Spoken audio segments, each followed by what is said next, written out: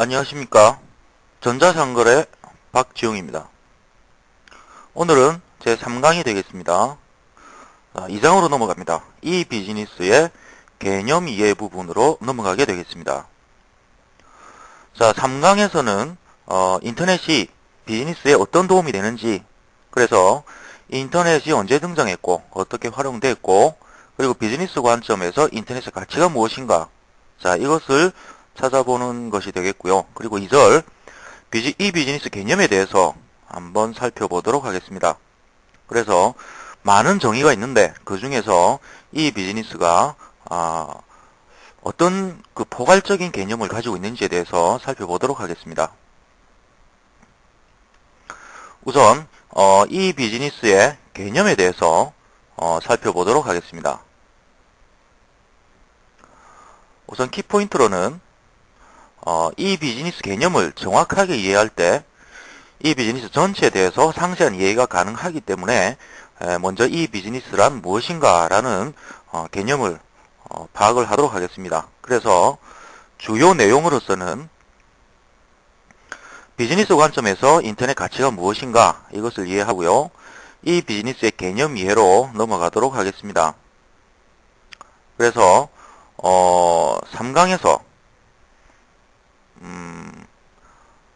3강에서는 비즈니스가 인터넷이 비즈니스에 어떤 도움이 되고, 그리고 이 비즈니스의 개념이 무엇인가 하는 것을 중심으로 살펴보도록 하겠습니다. 그러면 인터넷은 비즈니스에 어떤 도움이 되는가? 첫 번째로 비즈니스 관점에 다양한 가치를 제공하기 때문에 인터넷이 도움이 된다는 것이죠. 처음에 인터넷은 군사적인 목적으로 출발했지만은 전 세계를 연결해주는 역할을 수행하면서 다양한 비즈니스 관점의 가치를 제공하게 됩니다. 그래서 기업에서 인터넷을 활용하는 것은 기업 경영에 아주 중요한 전략적 도구로 활용하게 된다는 것이죠. 이 비즈니스가 등장하고 현실화된 내용을 이해하기 위해서는 먼저 인터넷을 활용에 대한 인식 공유와 비즈니스 관점에서 갖는 인터넷의 가치를 이해할 필요가 있습니다. 그래서 인터넷이 언제 등장했고 어떻게 활용되는지에 대해서 한번 살펴보도록 하겠습니다. 자, 인터넷은 1969년 알파넷에서부터 시작하게 됩니다. 당시 미 국방부에서는 구소련의 핵폭격이나 공격을 받았을 때 어느 한 부분에 폭격으로 부서지더라도 몇 개 시스템이 폭격으로 부서지더라도 다른 시스템을 통해서 연결이 되기를 바란 것이 바로 인터넷의 출발이 되겠습니다. 이런 요구 조건을 만족시키기 위해서 미국 대학 연구소에서 알파넷이라는 것을 구현한 것이 바로 인터넷의 시초가 되게 되겠습니다.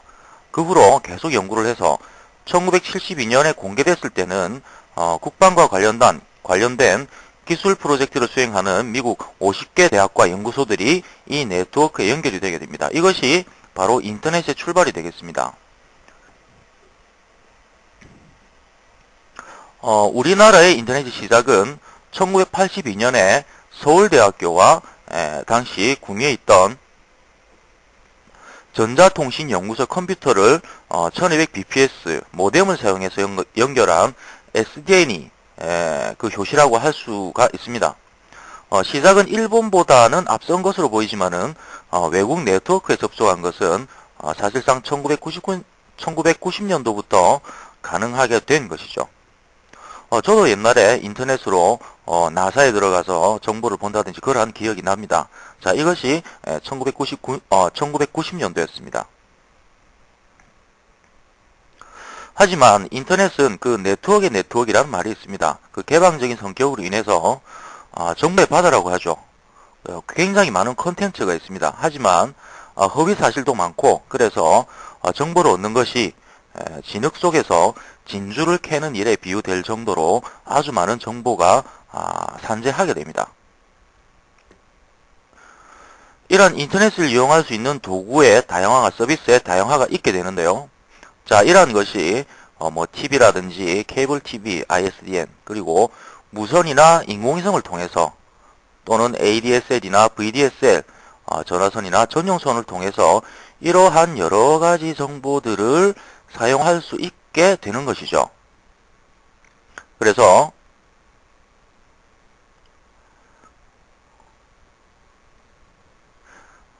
이런 정보들이 여러가지 매체로 통해서 또는 그 전달 매체, 인터넷을 사용할 수 있는 그런 도구를 통해서 여러가지 다양화된 그런 정보를 얻을 수가 있는 것입니다.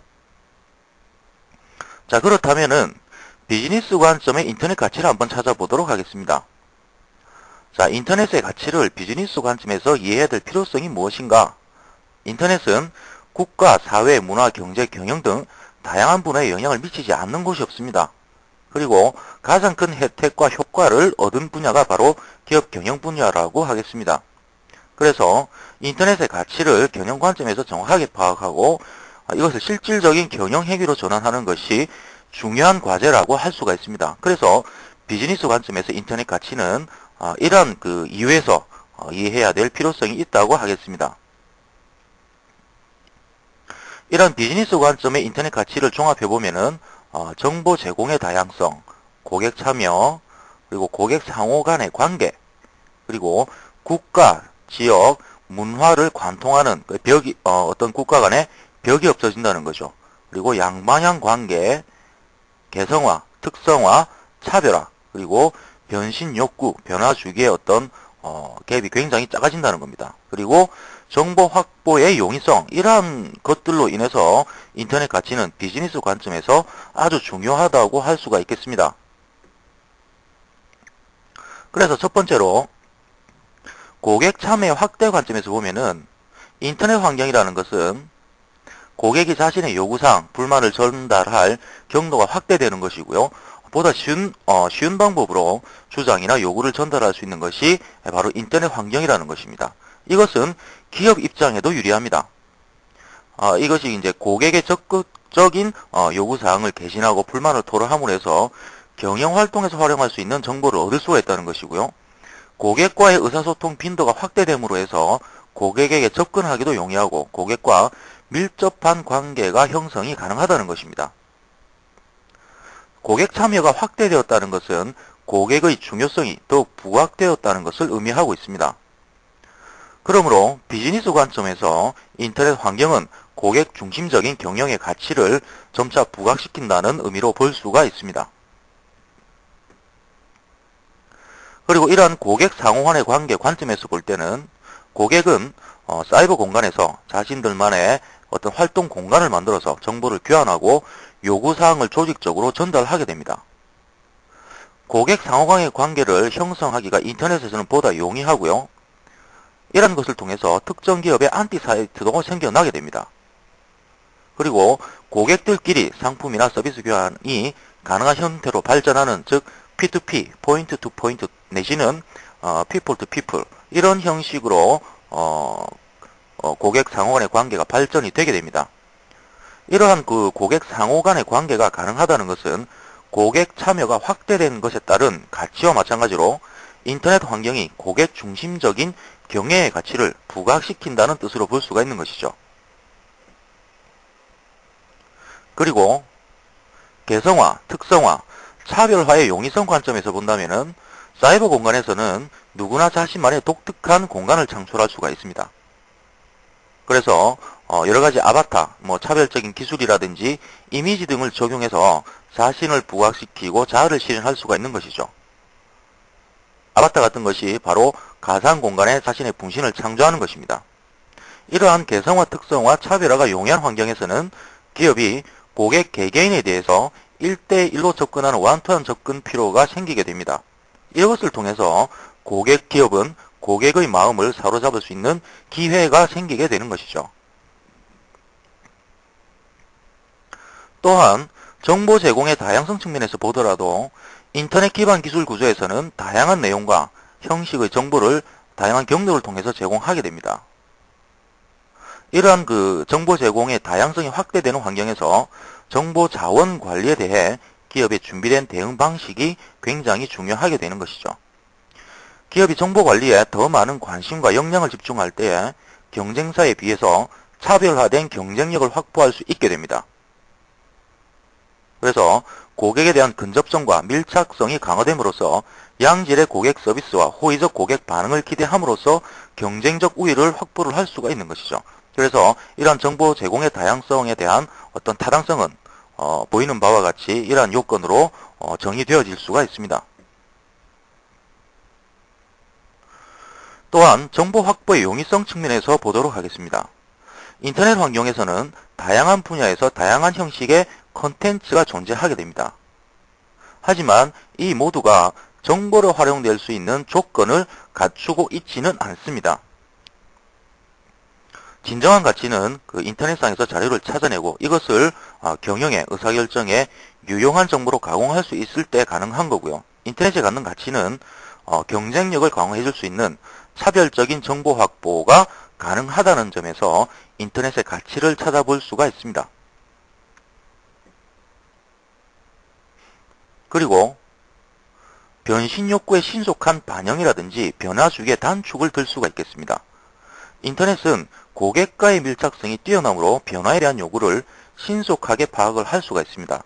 이를 반영해서 고객에게 적절한 서비스와 상품을 제공할 경우에는 고객 만족이 향상이 될 수가 있는 것이죠. 그래서 인터넷은 비즈니스 유연성을 향상시키는 가치를 보유하게 되는 것이죠. 자, 이러한 점에서 또 인터넷의 가치를 찾아볼 수가 있습니다.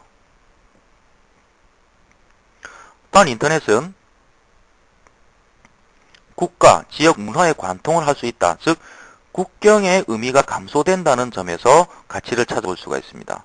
자, 이것은 경영 환경의 세계화와도 일맥상통하는 면이 있겠죠. 그래서 인터넷을 이용해서 상호관계를 형성한다는 것입니다. 그리고 세계가 단일 시장으로 되어 가고 있기 때문에 기업은 새로운 시장을 창출할 수 있는 기회를 인터넷을 통해서 확보를 할 수가 있다는 얘기죠. 그리고 인터넷은 그 특성상 양방향 관계를 지원할 수가 있기 때문에 또 가치를 지니고 있다고 볼 수가 있습니다. 인터넷은 양방향 의사소통을 실행할 수 있는 그러한 그 특성을 지니고 있고요. 그리고 이런 그 양방향인 의사소통을 실현을 할 수가 있기 때문에 고객의 반응을 신속하게 감지할 수가 있습니다. 그래서 고객의 요구에 부합되는 서비스와 상품을 제공할 수 있게 되는 것이죠. 이에 따라서 고객의 민감한 변화까지도 쉽게 파악을 할 수가 있습니다. 자, 이러한 일련의 변화가 고객 중심적인 경영 정착의 계기가 되는 것이죠. 자, 이것이 또한 인터넷이 지니는 가치라고 볼 수가 있겠습니다. 이러한 비즈니스 관점의 인터넷 가치를 인식한다면은 가치 이름의 재설계가 필요한 것이죠. 그래서 이러한 그 인터넷이 갖는 가치를 확인하게 되면은 기업은 전면적인 가치 이름의 재설계가 필요하게 됩니다. 자, 이 과정에서 비즈니스 프로세스 리엔지니어링이라는 업무 흐름의 전면적인 재편이 필요하게 되는 것이죠. 이러한 가치 이름의 전면적인 재설계가 이 비즈니스의 등장과 발전으로 귀결하게 되는 것입니다. 그래서 기업이 인터넷이 필요한 이유, 기업이 인터넷의 가치를 어떻게 인식해야 되는가라는 것이 여기에 나타나고 있습니다. 자, 그렇다면 이 비즈니스의 개념에 대해서 한번 알아보도록 하겠습니다. 사실상 이 비즈니스라는 개념은 이해가 굉장히 어렵습니다. 왜냐하면은 여러 조직과 연구자들에 의해서 제시가 되고 있고 유사 용어도 상당히 많습니다. 그리고 이 비즈니스 자체가 갖는 광범위성, 혁신성, 잠재성을 고려한다면은 간단하게 정의 내리기는 그렇게 쉽지가 않은 것이죠. 그래서 더 혼란스러울 수도 있고 올바른 이해가 쉽지 않을 수도 있습니다.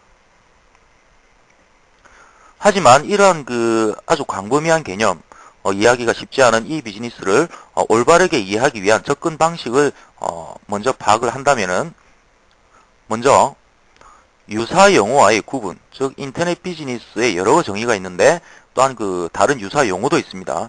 이런 유사 용어를 구분하고 올바른 이 비즈니스 이해를 위한 시각을 조정하는 것이 이 비즈니스의 개념 설명을 통해서 자, 이 두 가지가 개념 설명을 통해서 이해될 수가 있는 것이죠. 그래서 결과적으로 이 비즈니스가 무엇이다 라는 의미를 파악을 할 수가 있습니다. 그래서 먼저 이 비즈니스의 개념 설명을 먼저 그 예를 들어 보고 이러한 개념 설명 도중에 나오는 유사 용어를 살펴보고 이러한 것들로 인해서 올바른 이 비즈니스 이해를 위해서 시각을 잡아야 됩니다. 이러한 일련의 과정들을 통해서 우리는 이 비즈니스가 무엇이다 라는 것을 알 수 있게 되는 것이죠. 그러면 이러한 절차에 따라서 한번 이 비즈니스에 대한 의미를 파악을 해보도록 하겠습니다. 먼저 이 비즈니스 개념에 대해서는 아주 많은 연구와 정의가 있습니다. 특히 IBM 같은 경우에는 이 비즈니스 용어를 처음 사용한 기업이 되겠죠. 자, 이때는 전자상거래라는 용어가 유행하던 시기였습니다. 그래서 여기에 대해서 판매 외에 다른 경영 활동에 적용 가능한 이 비즈니스라는 개념을 제시하게 되는 것이죠. 그래서 IBM이 제시하는 이 비즈니스는 인터넷 기술을 기반으로 핵심적인 경영 업무 수행과 시스템을 결합함으로써 다양한 비즈니스 가치를 광범위하고 그리고 편리하게 추구할 수 있는 안전하고 유연하며 통합된 비즈니스 방식을 바로 이 비즈니스라고 정의했습니다. 그래서 IBM 같은 경우에는 기존의 정보 시스템과 인터넷의 광역성을 통합함으로써 고객, 지원, 직원, 공급 업체 등의 핵심적인 비즈니스 활동에 연결시켰다는 것에 정의의 의의가 있다고 할 수가 있겠습니다. 자, 그러면 WTO 세계무역기구는 이 비즈니스를 어떻게 정의하느냐? 통신 네트워크를 통해서 제품을 생산, 광고, 판매하고 유통시키는 것이라고 정의를 하고 있습니다. 약간은 전자거래의 의미로 파악을 할 수가 있겠죠. 세계무역기구 같은 경우에서는 무역 관점에서 이 비즈니스를 조망했다는 것이 특징이라고 할 수가 있습니다. 프라이스워터하우스쿠퍼 같은 경우에는 공공표준 기반에서 공공표준 기반 네트워크상에서 제품, 서비스 및 정보의 판매를 용이하게 하는 정보기술의 응용이다라고 이 비즈니스를 정의하고 있습니다.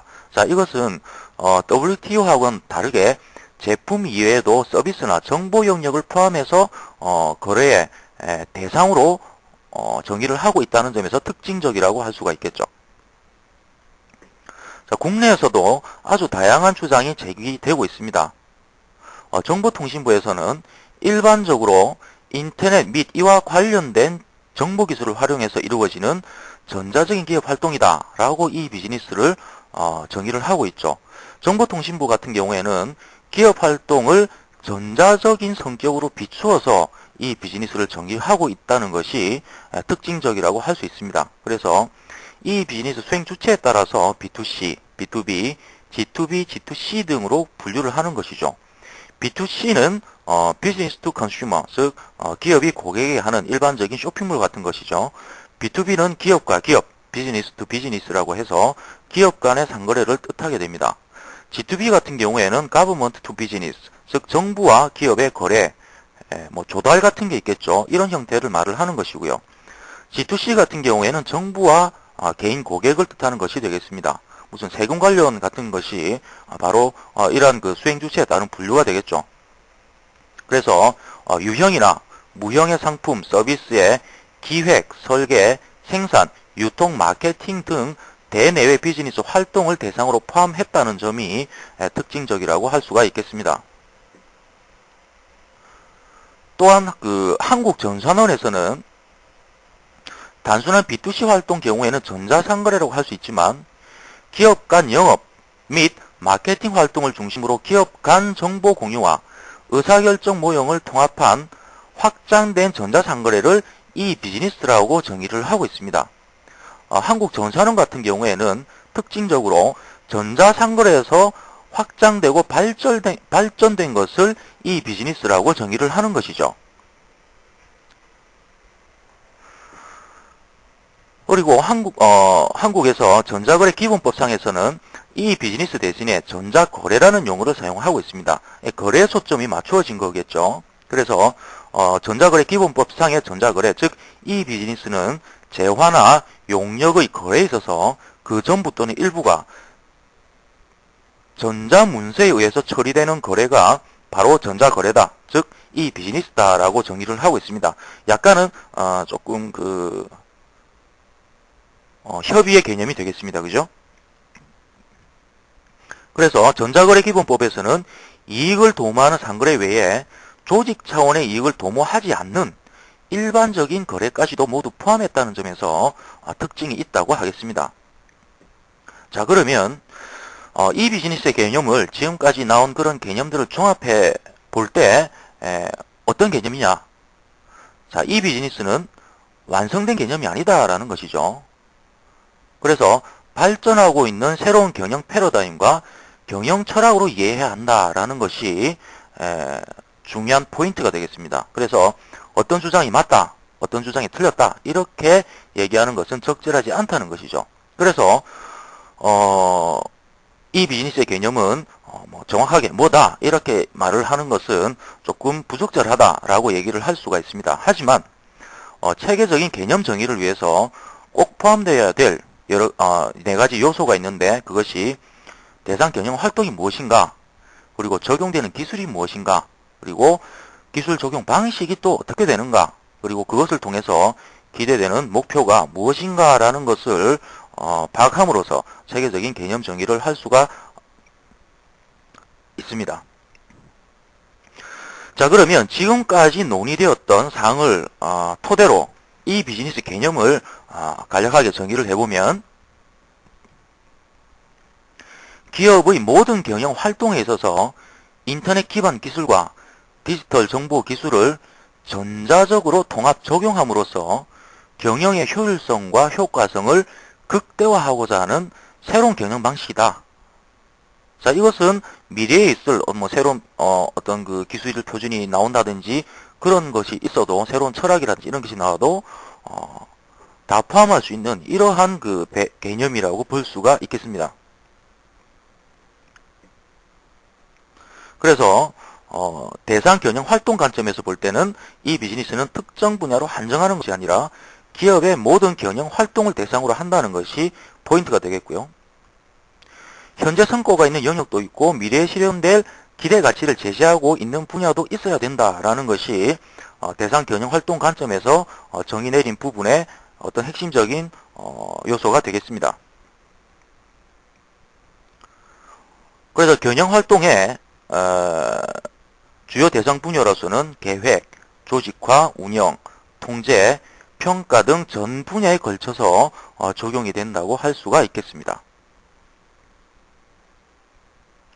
그리고 경영 기능에서는 인사, 회계, 재고, 제조, 연구 개발, R&D라고 하죠. 마케팅, 주문, 판매 등 모든 분야가 대상이 된다고 할 수가 있습니다. 그리고 적용되는 기술 관점에서는 인터넷 기반 기술과 디지털 정보 기술 모두를 포함하는 것이 바로 기술 관점에서 모든 그 이비즈니스 개념을 포괄하는 것이라고 볼 수가 있겠죠.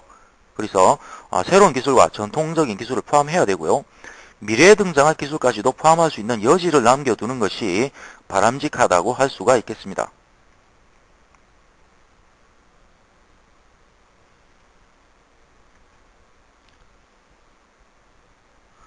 그리고 이 비즈니스에 대한 그릇된 이해 가운데서 하나가 인터넷 기술만이 이 비즈니스에 적용되는 기술이다. 이건 아닙니다. 자, 이 비즈니스에 적용되는 기술은 인터넷 기술 외에도 여러 가지 영역이 많다는 것이죠. 그리고 미래지향적인 학습과 열린 사고를 통해서 어떤 기술 기반에 있어서 이 비즈니스를 이해하는 그런 척도가 된다고 볼 수가 있겠습니다. 그래서 인터넷 비즈니스는 기존의 시스템과 인터넷이 갖는 공공 네트워크를 상호 연결하는 것이기 때문에 인터넷 기술만으로는 부족하고요. 하드웨어, 소프트웨어, 네트워크 관련 모든 기술이 포함되어야 된다고 할 수가 있습니다. 그리고 미래에 있을 새로운 기술을 포괄을 해야지만 비로소 이 비즈니스에 대해서 포괄적인 개념으로 이해했다고 볼 수가 있습니다. 그리고 기술 적용 방식 관점에서 볼 때도 이 비즈니스는 기술을 전자적으로 통합해서 적용을 해야 된다는 것이죠. 이 비즈니스에서 적용되는 기술이 인터넷 기반 기술과 디지털 정보 기술 각각이 전자적으로 통합될 때 다른 하드웨어나 소프트웨어의 어떤 그 상호 운영 면에서 효과적인 효과를 기대를 할 수 있다고 볼 수가 있습니다. 만약에 두 가지 기술이 각각 운영된다면은 투자도 중복이 되겠죠. 그래서 경제적인 관점도 고려를 해야 되고요. 자, 이런 그 전자적인 통합은 전체적인 시너지 효과를 고려해서 이 비즈니스의 조직 전체의 이 비즈니스 구축 비용을 절감을 가능하게 한다는 것입니다.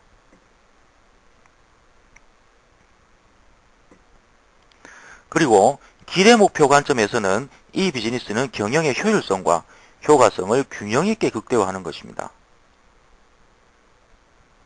자, 그래서 이 효율성과 효과성 두 가지를 고려해서 기대 목표 관점에서 이 비즈니스 개념을 이해해야 된다는 것이죠. 특히 이런 효율성은 계량화가 가능한 수치가 되겠습니다. 그래서 경영성과, 계량화가 가능한 경영성과라고 볼 수가 있죠. 효과성 같은 경우에는 수치로 나타낼 수 없는 성과가 주로 효과성이 되겠는데요. 보통은 정성적인 어떤 그 수치가 되겠습니다. 그래서 이런 그 고객 만족도라든지 기업 이미지라든지 상품 이미지, 인지도 같은 부분이 바로 효과성이 되게 된다고 할 수가 있습니다. 그래서 이 비즈니스는 계량화 가능한 경영성과 향상뿐만이 아니고 계량적으로 나타낼 수 없는 정성적인 경영성과 향상을 모두 추구해야 된다는 것이죠.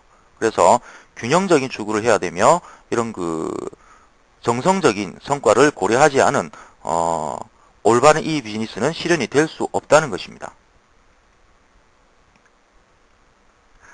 여기서 우리는 인트라넷과 익스트라넷에 대해서 살펴보겠는데요. 이 비즈니스가 정착되고 활성화되기 전에 굉장히 많이 사용했던 용어가 바로 인트라넷과 익스트라넷입니다. 자, 여기에 대해서는 간단하게 살펴보겠는데요. 우선 인트라넷과 익스트라넷은 이 비즈니스를 구성하는 하부 구조가 되겠습니다. 여기서 개념을 뭐 텍스트로 본다기보다는 우선 그림을 보면서 그 의미를 살펴보도록 하겠습니다. 자, 여기서 우리는 그 인트라넷과 익스트라넷에 대해서 이미지, 그러니까 머릿속에서 그림을 통해서 한번 쉽게 접근을 해 보도록 하겠습니다. 우선 인트라넷은 기업 내부의 정보 시스템이라고 할 수가 있습니다. 지금 여기에 있는 부분이 바로 하나의 기업 조직이라고 할 수 있습니다. 어떤 하나의 기업 조직에서 뭐 인사라든지 재무라든지 여러 가지 파트가 있는데 그러한 것들을 어디서나 접근해서 업무를 볼 수 있게 한 것이 바로 인트라넷이라고 할 수가 있습니다. 그래서 인트라넷은 인터넷 기반의 정보 시스템, 즉 기업 내부 정보 시스템이라고 할 수가 있는 것이죠. 물론 마찬가지로 다른 어떤 기업에서도 똑같은 인트라넷이 구축이 될 수가 있습니다. 여기에서도 인터넷을 기반으로 한 정보 시스템으로서 기업 내부에 어떤 정보를 처리를 하는 시스템이 되겠죠. 그래서 A라는 기업이 가지고 있는 내부적인 인트라넷 정보 시스템, 그리고 B라는 기업이 가지고 있는 어떤 그 내부적인 기업의 업무를 관리하는 인트라넷 정보 시스템이 있습니다. 하지만 이런 그 기업과 기업 간에 정보를 교환해야 될, 즉 기업 간 거래에 있어서도 필요한 요소가 공개적인 어떤 네트워크를 통해서 정보를 교환해야 될 필요가 있는 것이죠. 그래서 사용되는 것이 바로 인터넷 기반의 개발형 환경, 즉 익스트라넷이 되겠습니다. 즉 익스트라넷은 기업 외부적으로 기업 간의 정보를 교류하기 위해서 정보 시스템을 구축한 것이 바로 익스트라넷이 되겠죠. 그래서 이 비즈니스에서는 기업 내부적인 어떤 정보 시스템이 기업 외부적인 기업 간의 정보 시스템과 통합이 됨으로 해서 기업 간의 거래를 실현할 수 있는, 즉 이 비즈니스 환경에서 꼭 필요한 그런 두 가지 요소라고 할 수가 있는 것이죠.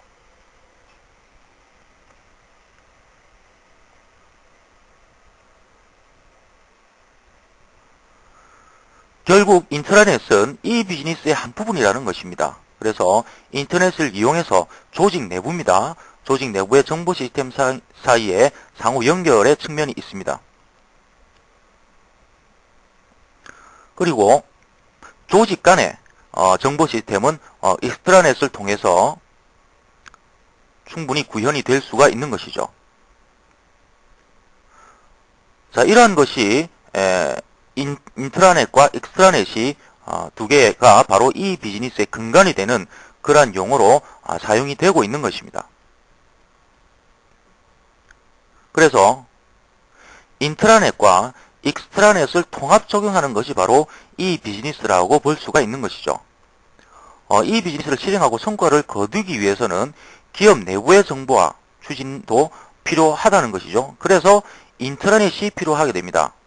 그런데 기업 간 업무 협조를 통해서 이 비즈니스 실행이 성공적으로 이루어지기 위해서는 익스트라넷이 필요한 것이죠.